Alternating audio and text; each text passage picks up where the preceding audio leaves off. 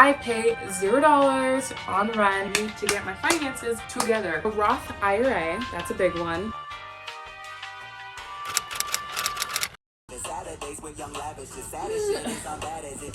I'm sorry, I'm just scared of the future. Because of your finances? Don't worry, we're about to do the budget now. Come on now.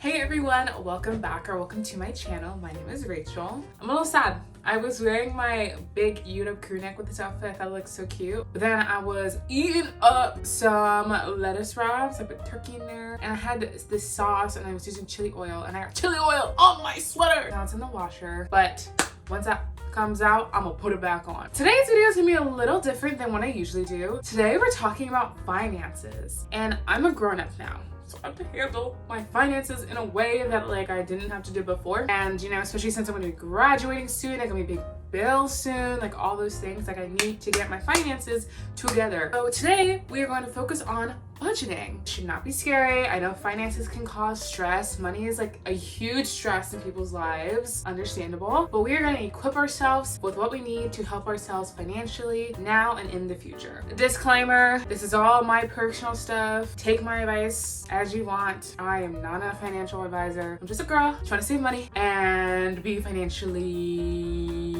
literate. I also will be doing a breakdown for bi-weekly paycheck. I will not be using the exact number that I'm paid. I'll be using a rounded number just to make the math a little easier. And I also will be using percentages, which there's a 50-30-20 rule. I use that, but I also break it down even more, which I think is more helpful because I have different needs and different things that I am spending my money on. And for those of you who don't know the 50-30-20 rule, the 50-30-20 rule is a budgeting breakdown where you spend 50% of your paycheck on what you need to buy, 30% on savings, and 20 on wants. So need is your rent, car payments, groceries. Savings is putting things away for later, and then your wants are the fun stuff like vacation or shopping for clothes that are more for fun and not a necessity.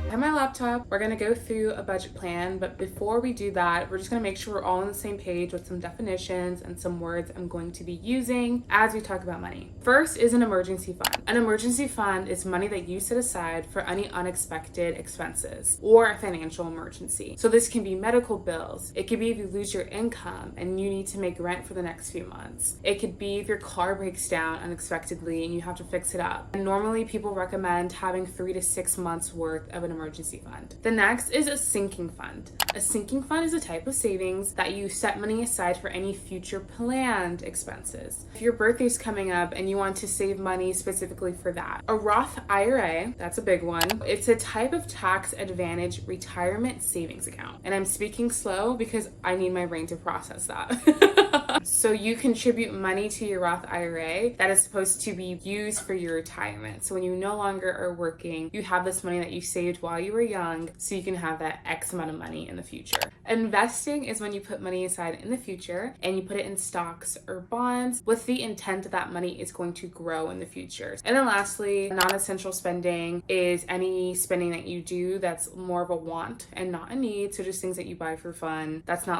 bills that are not the necessary things in life. Now that we've gotten some of those definitions out of the way, we are going to start looking at a budget. So I'm going to have my screen recording my Excel while I talk to you all. I'm sorry, I'm just scared of the future. Because of your finances? Don't worry, we're about to do the budget now. Come on now. Let's get into it.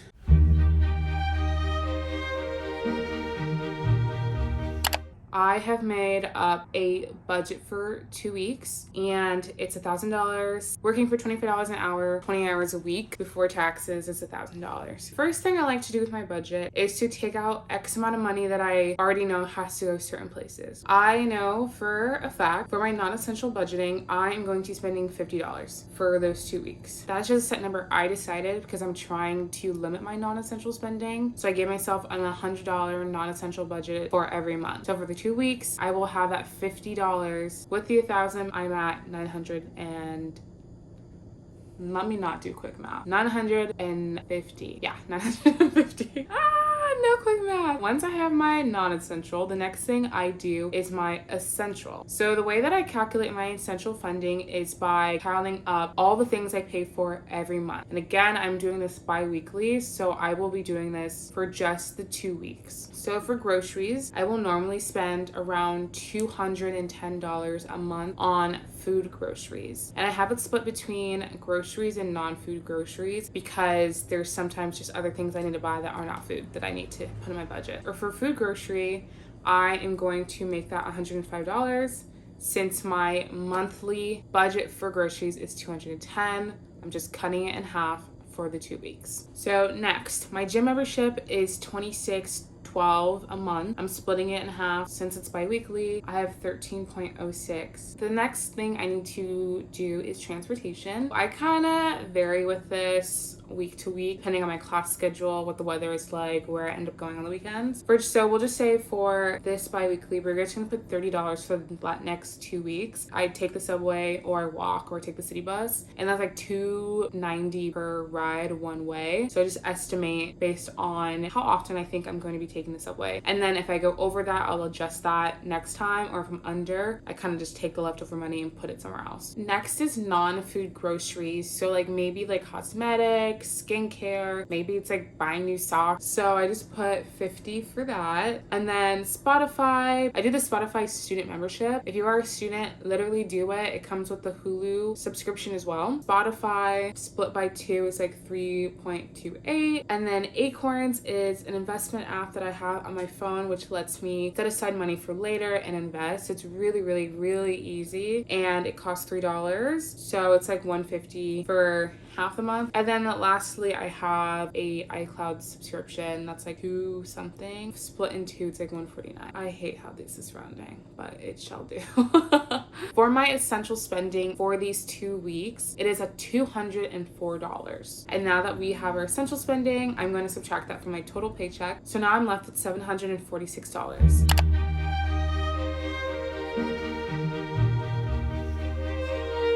But for example, if you are paying rent and have bills, then like you would have an additional row here that would say rent, say you pay like $1,400 for the month, and maybe you're just splitting off for the 2 weeks. So you do like $700. You just have other essentials, you would put those. But again, I do not have those things, so they just are not included in my budget. But this is really, you know, whatever you need to make it. What I like to do is I like to break up everything by percentages. Savings, emergency fund, and grad school, I do 15%. Savings are just my general savings that I set aside for whatever, you know, life will bring. Grad school is money that I saved for paying for tuition and for paying back any loans I have in the future. And then I do sinking fund. Sinking fund for me is my travel fund, because traveling is something that I really want to do in my lifetime, and I already have some fun things planned for this year that I'm excited about. That's 13% of my remaining balance. The essential is an X amount, so I'm just gonna put X there. For my debt, I want to prioritize paying back any debt that I have. Since I'm not paying rent, I do put a higher percentage for my debt. So for my debt, I do 20%. For my future retirement, I like to do 11%, as well as any investing. I do 11% as well. And then again, my non-essential had an X amount of dollars. So those are the percentage breakdowns. So doing the math, having similar percentages for some of them, it's pretty easy. I just do whatever the remaining balance is times 15%. I get $111.90. So I'm just gonna paste that into my savings, my emergency fund, and grad school. And then I'll do 746 times 13%, and that is $96.98. For essentials, we already know that we're putting aside $204. For debt, we're going to do 746 times 20%, 149.2. For IRA and investing, we're going to do 11%, over 8206. Yeah, that is how I do my breakdown. I pay $0 on rent living in New York City, which makes it so much more affordable, and I have not paid rent period. So I work in residential life, which I've talked about before, and that is how I go without paying rent. And I did it when I was an undergrad, my sophomore year through my senior year, throughout both my years in grad school. And the way I did it is by working position where I work for my rent. So as an RA, I applied in undergrad my freshman year, and then I was an RA for 2 years. So I was compensated with free housing and with a meal plan. So I wasn't paying for groceries either. Like if I wasn't doing that, I'd have to be paying for rent either on or off campus. The undergrad I went to, the University of Washington, they have meal plans on campus, and they have a pretty nice grocery store on campus too. So a lot of people would pay the dining money and then could eat at the dining halls or at the grocery store. Since my money was already like allocated from that, I just bought groceries a lot and cooked, and then also ate at the dining halls. In grad school, this ability to not pay rent has been so amazing. I do buy groceries. That's what's included in my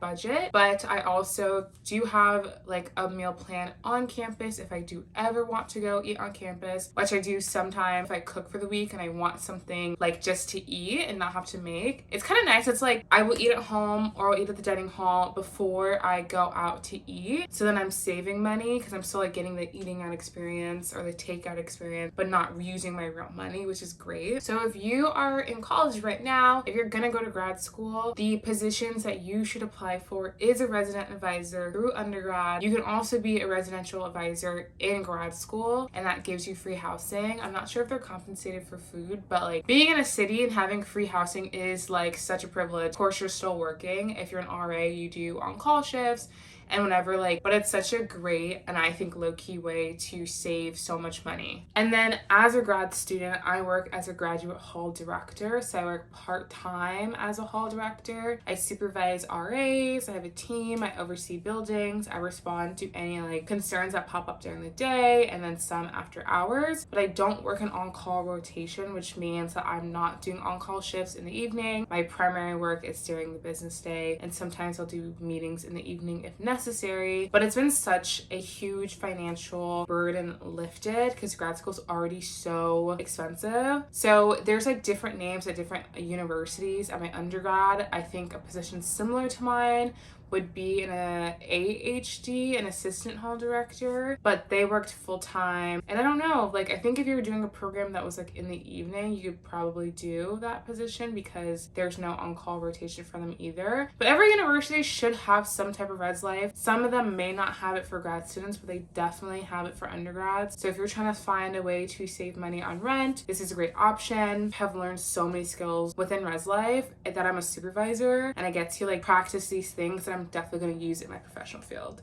So I just want to put that out there. I could like, if people have other questions, I'm so down to answer and to even make another video on residential life and what it's actually like and the money and all that stuff. Okay, back to all dolled up looking cute Rachel. My laundry just got done, so I'm back in my UW outfit. Tell me why I literally thought someone stole it though, because I went downstairs, I thought I put my clothes in the dryer like second to the wall and it was just open, nothing was in there. I was like, did someone literally steal my crew neck? Because I literally went down there right when my alarm went off. So I was like, someone just took it. Like someone literally took it. But then I opened the one next to it and it's back. So I spent like $60 on this when I was a senior in college because I was like, I never buy anything from UW's bookstore. So let me treat myself to something nice. So it would have been sad if it was gone. But yes. Well, yes. Let's get back to money talk. Pillow talk. That is how I do my budget. So I hope you all enjoyed this video. This was actually kind of fun. I love doing like the numbers and talking through this. I actually really have enjoyed budgeting a lot more. I like seeing where my money goes. I would love to do like more of these. I just want to like, you know, be careful because I'm not a financial advisor. This is all just my personal experience doing things. So I can only speak on the things that I know and do. But I think I will do a video maybe on like my non-essential spending budget, how I stay within that. If you like this video, please feel free to give it a thumbs up. Don't forget to subscribe and comment down below if you have any financial goals that you really want this year. One for me is maxing out my Roth IRA, saving, I don't really know how much to save, but saving enough money for rent since I will have to be paying that this year, and then also saving money to travel. and paying off any debt. Comment down below if you have any financial goals or passions or wants for this year, and I'll see you all in the next video. Bye.